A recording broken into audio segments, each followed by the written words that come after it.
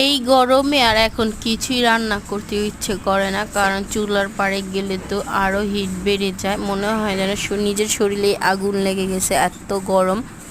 আর 2-3 পদ খাওয়ার ইচ্ছে তো এমনি নাই, কারণ খিদে একদমই লাগে না এই গরমে।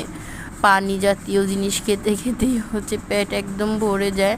আর যেহেতু আমি থাকি একদম একটা এমন এলাকায় কোনো গাছ নেই, শুধু বিল্ডিং আর বিল্ডিং, একটা কোথাও গাছ নেই, চোখ মেললে শুধু দেখা যায় মানুষ আর বাড়ি ঘর। এই ইট পাথরের বাড়ি ঘর ছেড়ে আমি একদিন ঠিকই কোনো এক গ্রামে চলে যাব, কারণ আমার আর এখন এই শহরে থাকতে একদমই ভালো লাগে না, যেখানে নেই ঘাস, যেখানে নেই মাটি, যেখানে নেই পানি।